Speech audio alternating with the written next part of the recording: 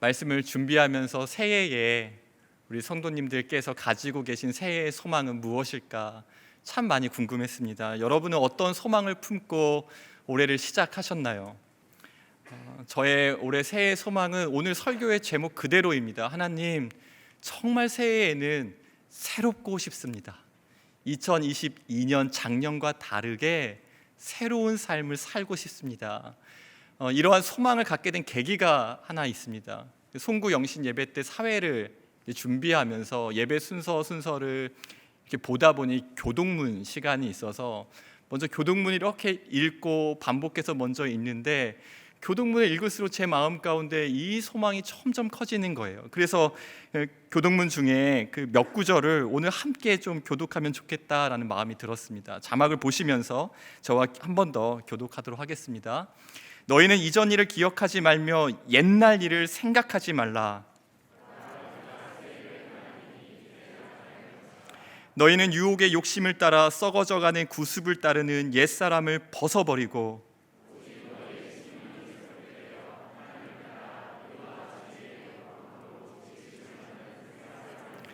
그런즉 누구든지 그리스도 안에 있으면 새로운 피조물이라. 이전 것은 지나갔으니 보라 새 것이 되었도다.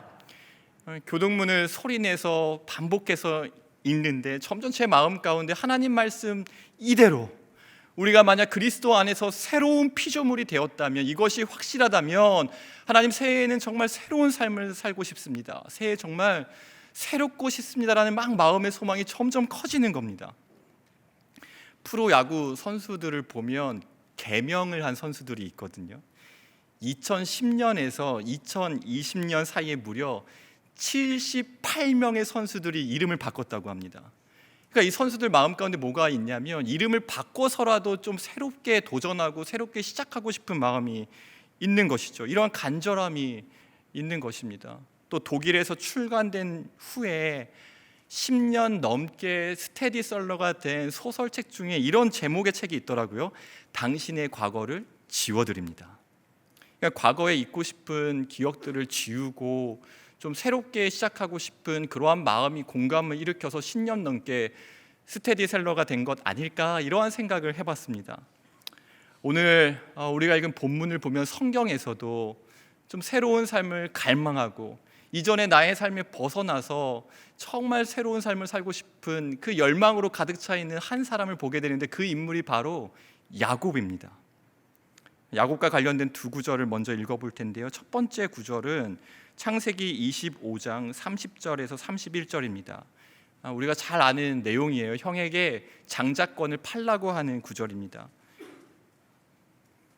야곱에게 이르되 내가 피곤하니 그 붉은 것을 내가 먹게 하라 한지라. 그러므로 에서의 별명은 에돔이더라. 야곱이 이르되 형의 장자의 명분을 오늘 내게 팔라. 또 한 구절은 야곱이 형과 아버지를 속이고 축복을 가로채는 장면입니다. 창세기 27장 18절 19절인데요. 제가 읽겠습니다. 야곱이 아버지에게 나아가서 내 아버지여 하고 부르니 이르되 내가 여기 있노라. 내 아들아 내가 누구냐. 야곱이 아버지에게 대답하되 나는 아버지의 맏아들 에서로소이다. 아버지께서 내게 명하신 대로 내가 하였사오니 원하건대 일어나 앉아서 내가 사냥한 고기를 잡수시고 아버지 마음껏 내게 축복하소서. 주일학교 때부터 우리가 너무나 많이 들어왔던 잘 알고 있는 이야기인데 말씀을 준비하면서 새롭게 제 마음에 이렇게 와 닿은 것은 장자권을 팔라는 이런 구절이나 아버지를 속이고 저는 에서입니다 이렇게 막 복을 가로채는 구절들이 야곱의 몸부림처럼 느껴지는 겁니다. 형이 가지고 있는 장자의 명분을 내가 받으면 둘째로 태어난 내 운명이 달라질 수 있을까? 아버지의 복을 내가 받으면 지금보다 더 나은 삶, 내가 더 원하는 삶을 꿈꿀 수 있을까? 속고 속이는 야곱의 모습에서 끊임없이 내게 주어진 이 상황과 환경을 좀 벗어나고 싶다, 새롭고 싶다, 이런 마음이 느껴졌습니다. 그런데 야곱의 이야기를 살펴보면서 너무나 안타까운 것은요, 이제 새로운 삶을 살고 싶고 또 자신이 태어난 어떤 환경과 상황에 벗어나고 싶어서 정말 너무나 몸부림치고 애를 쓰고 애를 쓰는데 야곱이 애를 쓰면 애를 쓸수록 점점 문제가 커져요.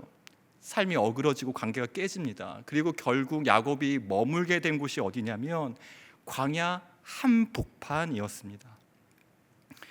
이제 아버지를 속이면서 이제 하나님의 이름까지 막 이용했잖아요. 어떻게 이렇게 빨리 사냥한 요리를 갖고 왔냐 했을 때 야곱이 한 말이, 하나님께서 저를 도우셨습니다. 하나님께서 저를 순조롭게 하셨습니다. 이렇게 하나님의 이름을 팔아가면서까지, 자신의 신앙을 버리면서까지 그렇게 막 몸부림치고 애쓰면서 새로운 살고 싶었던 그 결과가 결국에는 더 척박한 광야인 거예요. 여기서 우리는 새로운 삶을 살고 싶지만 그 이전보다 더 안 좋은 결과를 마주한 인간의 한계를 경험합니다. 이러한 야곱의 삶을 오늘 우리가 살펴보면서 하나님 2023년 새해에 정말 새롭고 싶습니다라는 소망을 우리가 품었다면 꼭 기억해야 할 두 가지로 오늘 말씀을 나누길 원합니다. 첫 번째 기억할 것은 하나님의 주도하심입니다. 야곱과 대조되어서 새로운 삶을 살게 된 성경의 인물들이 참 많이 나옵니다. 그리고 그 인물들에게서 공통적으로 발견한 것이 무엇이냐면 바로 하나님의 개입하심과 하나님의 주도권을 우리는 발견하게 됩니다. 아브라함을 한번 예로 들어볼게요. 아브라함의 새로운 삶이 어떻게 시작되었습니까? 그러니까 내가 이제 너무 오랫동안 본토, 친척, 아비지, 고향에서 내가 너무 오랫동안 살았으니까 한번 큰 민족을 이루어 보자라고 아브라함이 계획한 것이 아니었습니다. 하나님께서 아브라함의 삶에 개입하시고 하나님께서 아브라함을 찾아오심으로 시작됩니다. 너무나 잘 아는 말씀이죠. 창세기 12장 1절입니다. 함께 읽겠습니다. 여호와께서 아브라함에게 이르시되 너는 너의 고향과 친척과 아버지의 집을 떠나 내가 내게 보여줄 땅으로 가라. 새로운 삶을 시작하는 그 주도권이 새로운 삶을 살고 싶은 나에게 있는 것이 아니라 하나님께 있음을 보여줍니다. 오늘 교동문으로 말씀을 시작했는데 교동문에서 읽었던 구절도 동일한 강조점이 있습니다. 이사야 43장 19절입니다. 보라, 내가 새 일을 행하리니 이제 나타낼 것이라. 성경은 너무나 명확하게 새로운 삶을 살고 싶은 소망이 있다면 그 새로운 삶을 시작할 수 있는 주도권이 하나님께 있다라는 것을 우리에게 알려줍니다. 그런데 불행하게도요, 야곱의 사건을 다시 살펴보면 하나님의 개입하심이 보이지 않습니다. 여러분, 당연히 하나님이 이 모든 과정을 아시지 않겠습니까? 보고 계시고 알고 계시지만 성경에 하나님의 개입이 기록되어 있지 않는 것은 의도가 있는 것입니다. 야곱이 이 모든 과정에서 하나님을 배제한 것이죠. 야곱이 나도 좀 새롭고 싶다, 이 둘째로 태어난 이 억울한 운명을 좀 바꾸고 싶다 그러면서 어머니와 대화했을 때나 에서와 대화했을 때나 아버지와 대화했을 때나 단 한 번도 하나님의 개입이 있지 않습니다. 하나님을 이용하기는 하는데 하나님께 주도권을 드리는 모습은 없습니다. 그 결과가 바로 광야 한복판 아닙니까? 2023년 오늘 제목처럼 하나님 새해인데 정말 새롭고 싶습니다라는 소망을 품은 여러분의 삶은 어떠합니까? 오늘 우리가 꼭 기억해야 될 것이 있다면, 우리가 정말 새롭길 원한다면 하나님 제 삶에 개입하여 주십시오. 하나님께 저의 삶에 주도권을 드립니다라는 고백이 필요할 것입니다. 하나님, 저의 매일의 삶과 말과 행동, 결정과 선택, 관계, 이 삶의 모든 영역에서 정말 새롭고 싶다면 한번 멈추는 시간이 필요할 것 같습니다. 내가 그것을 바꾸기 위해 무언가 내가 할 수 있는 모든 것을 야곱처럼 동원해서 속고 속이면서 막 애를 쓰는 몸부림 대신에 하나님, 너무나 새로운 삶을 꿈꾸는데 작년과 다른 새로운 삶을 꿈꾸지만 새로운 삶을 시작할 수 있는 이가 하나님이시기에 하나님께 주도권을 드립니다라는 신앙의 고백이 필요한 줄로 믿습니다. 그럴 때 필요한 것은 하나님의 개입하심이 느껴지는 영적인 민감함을 구해야 될 줄로 믿습니다. 야곱에게서 반복해서 말씀드리지만 새로운 삶을 시작하고 싶은 열망은 있어요. 둘째로 태어난 이 운명을 바꾸고 싶은 마음은 있습니다. 그러나 유일하게 우리의 삶을, 야곱의 삶을 새롭게 하실 수 있는 하나님께 매달리고 붙드는 모습은 보이지 않는 것이 참 안타깝습니다. 바울을 또 예로 들어볼게요. 바울도 마찬가지입니다. 바울의 삶이 다메섹으로 가는 길에 예수님을 만남으로 딱 그 이전의 삶과 이후의 삶이 구분되지 않습니까? 근데 바울을 보면 바울이 다메섹으로 가는 중에 내가 정말 잘못 살아왔구나 깨달은 것이 아닙니다. 그동안 내가 잘못 살아왔으니 앞으로 좀 새 삶을 살아야겠다, 바울이 다짐하고 결단한 것이 아니었잖아요. 바울의 선한 다짐이나 결단이 그를 새로운 삶으로 이끈 것이 아니라 그러한 것을 꿈꾸기조차 할 수 없는 바울에게 예수 그리스도께서 먼저 찾아오신 줄로 믿습니다.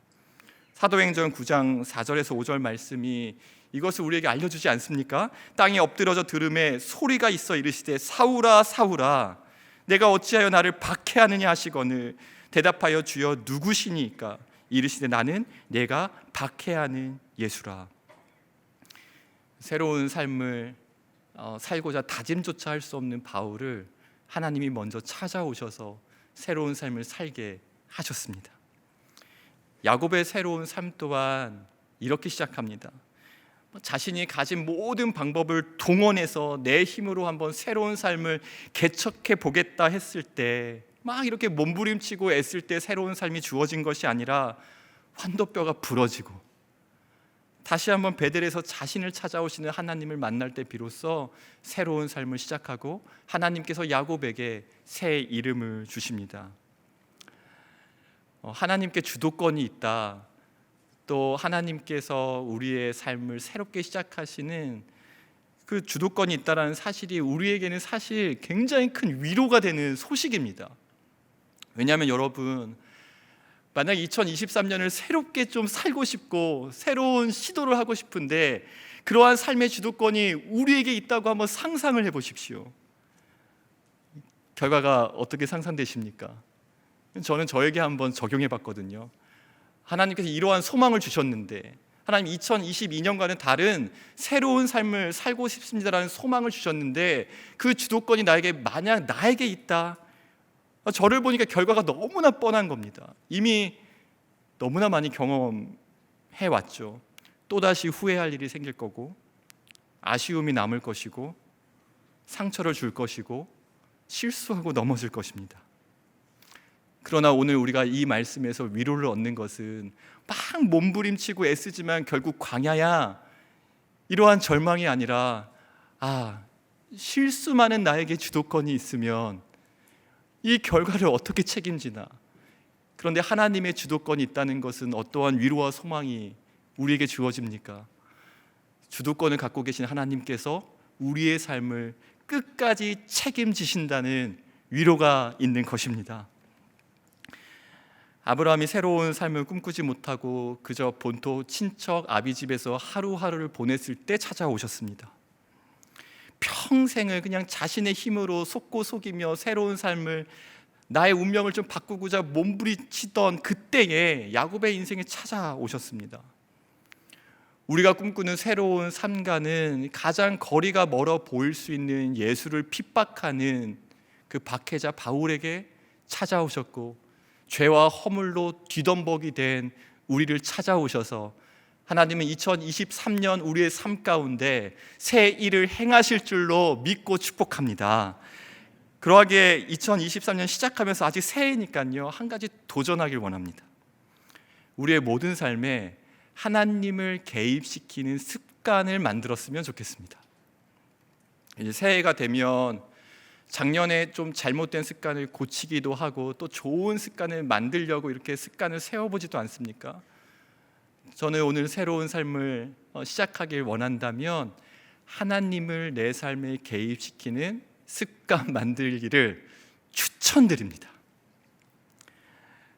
저에게 가장 유익이 된 제 삶에 하나님을 개입시키는 습관은 메모입니다. 오늘 제가 만난 사람들, 그리고 교회 사무실에서 이렇게 사역하는 중에 전화 온 연락들, 그걸 메모장에 다 옮깁니다. 이름을 적고 때로는 이름을 밝히지 않는 전화도 있어요. 그러면 전화번호를 적고요. 또 오늘 해야 될 일, 내일 해야 될 일, 그걸 다 적는 겁니다. 막 바쁘게 통화하고 바쁘게 누군가를 만날 때에는 이렇게 좀 여백이 없을 때가 있거든요. 근데 메모로 다 옮긴 다음에 그 메모지 그대로 들고 기도의 자리로 가져가는 겁니다. 하나님, 제가 오늘 누구를 만났고 누구와 이야기를 했고 어떤 연락을 받았고 어떤 고민을 들었고 여기에 하나님 개입하여 주십시오. 저에게 가장 유익을 주었던 건 메모였습니다. 이름을 적고 그날의 일정을 적고, 그래서 여러분들에게 만약 일정을 적는 다이어리나 수첩이나 태블릿 PC나 뭐든지 활용해도 좋겠습니다. 중요한 것은 하나님 정말 올해 새롭고 싶다면 하나님을 개입시키는 훈련이 되어야 되는 줄로 생각합니다. 그러할 때 하나님께서 우리의 삶에 개입하셔서 내 힘과 내 의지와 내 노력과 내 결단으로는 도저히 바꿀 수 없는 나의 삶을 새롭게 하실 줄 믿습니다. 새롭게 살길 원하는 우리가 기억해야 될 두 번째는, 약함은 하나님이 일하시는 통로가 된다는 기쁜 소식입니다. 새로운 삶을 살고 싶었던 야곱이 가지고 있었던 가장 큰 약함은 바로 야곱 자신이었습니다. 야곱이라는 이름으로는 나는 새로운 삶을 살 수 없다라고 생각하니까 자신이 기대하고 꿈꾸는 새로운 삶을 살기 위해선 에서라는 이름을 빌려옵니다. 저는 에서입니다. 그러나 하나님께서 야곱의 삶에 개입하시고 야곱의 삶을 통해 새 일을 행하신 것은 바로 에서의 흉내를 낼 때가 아니라 야곱이 하나님 앞에서 하나님, 저는 야곱입니다라고 고백했을 때였습니다. 야복 강가에서 물으시잖아요. 내 이름이 무엇이냐? 이삭도 물었습니다. 내 이름이 무엇이냐? 아버지에게 저는 에서입니다, 새로운 삶을 꿈꾸는 야곱이 자신을 숨기고 에서라고 말할 때 그 결과가 광야였습니다. 야복 강가에서 내가 누구냐 했을 때 야곱은 다른 누구의 이름으로 자신을 소개하지 않고, 하나님, 저는 거짓말쟁이고 지금까지 속고 속이는 삶을 살았고 하나님의 때를 기다리지 못한 조급한 인생을 살았고 제 방법을 총동원해서 내 운명을 바꾸고 싶었던 거짓말쟁이 야곱입니다 했을 때 비로소 하나님은 야곱의 삶을 통해 언약을 성취하시고 새 이름을 주십니다. 자신조차도 수용하기 힘든 야곱인데 하나님은 출애굽기 3장에서 자기 자신을 모세에게 나타내 보이시면서 이렇게 말씀하십니다. 나는 아브라함의 하나님, 이삭의 하나님, 그리고 야곱의 하나님이다. 이것이 우리에게 주는 위로가 얼마나 큽니까? 믿음의 조상인 아브라함의 하나님, 또 이삭의 하나님, 그렇게 자신을 소개하고 끝내신 것이 아니라 형을 속이고 아버지를 속이고 하나님의 이름을 팔고 거짓말쟁이인 야곱의 나는 하나님이다 라고 소개하시는 것이죠. 하나님께서 자신을 이 거짓말쟁이 야곱의 하나님이라고 소개하셨기 때문에 우리에게도 소망이 생겼습니다. 그러하기에 죄와 허물로 뒤덤벅이 된 2022년을 살았더라도 오늘 다시 한번 2023년 우리는 그리스도 안에 있는 새로운 피조물입니다. 하나님은 나의 하나님이 되십니다라고 선포할 수 있는 은혜를 우리에게 주셨음을 믿습니다. 우리 편에서는 새 일을 행할 때 하나님께서 내 삶을 통해 역사하실 때 이러한 것이 방해거리가 될 것 같다, 약함이라고 생각하는 그 어떠한 것도 하나님께는 약함이 되거나 하나님께서 우리를 통하여 새 일을 행하시는데 방해가 되지 않는 줄로 확신합니다. 바울 또한 동일한 고백을 합니다. 고린도후서 12장 9절인데요. 이 말씀을 같이 읽겠습니다. 나에게 이르시기를 내 은혜가 내게 족하도다. 이는 내 능력이 약한 데서 온전하여 짐이라 하신지라. 그러므로 도리어 크게 기뻐함으로 나의 여러 약한 것들에 대하여 자랑하리니 이는 그리스도의 능력이 내게 머물게 하려 함이라. 바울은 자신의 약함을 자랑하면서 이는 그리스도의 능력이 자신에게 머물게 하려 함이라라고 고백합니다. 이 머물다라는 뜻이 장막에 거하다라는 뜻을 가지고 있습니다. 하나님은 바울이 고백한 약함이 하나님의 능력이 머무는 장막이 되게 하셨습니다. 야곱은 야곱 스스로 생각하기에는 갖춘 것이 없는 볼품없는 장막이었습니다. 자신을 볼 때 그 장막을 버리고 새로운 장막을 얻고 싶은 거예요. 그러나 그것이 새 일을 행하시는 하나님의 능력을 방해하는 걸림돌이 되지 않았습니다.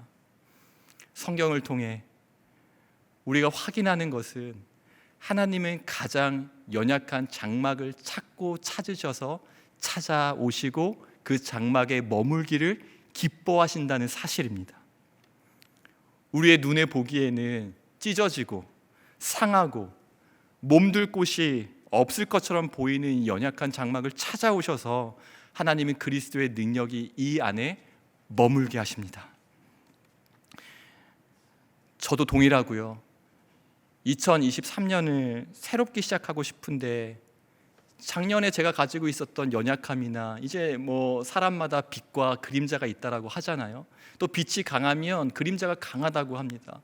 2022년에서 2023년으로 왔는데 제가 가지고 있는 그림자는 동일한 거예요. 제가 가지고 있는 약함도 해가 바뀌었다고 사라지는 게 아니라 저의 좀 연약함과 좀 부족함들은 그대로 안고 2023년으로 왔습니다.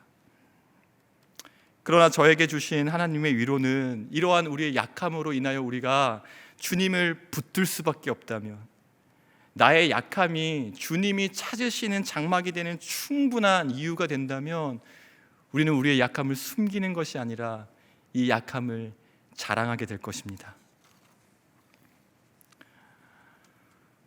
야곱이 야복 강가에서 하나님 저는 야곱입니다 라고 고백하는 것처럼 2023년을 시작할 때 우리도 하나님 앞에 동일하게 하나님 저는 누구누구입니다, 참 연약함 많은, 아주 그냥 구체적으로 그냥 나의 모든 민낯을 솔직하게 하나님께 보였으면 좋겠습니다. 그러할 때에 하나님께서 야곱을 찾아오셨고 야곱의 삶을 통해 새 일을 행하셨기 때문입니다. 사랑하는 여러분, 2023년에 참 연약한 그러한 모습으로 저는 시작했습니다.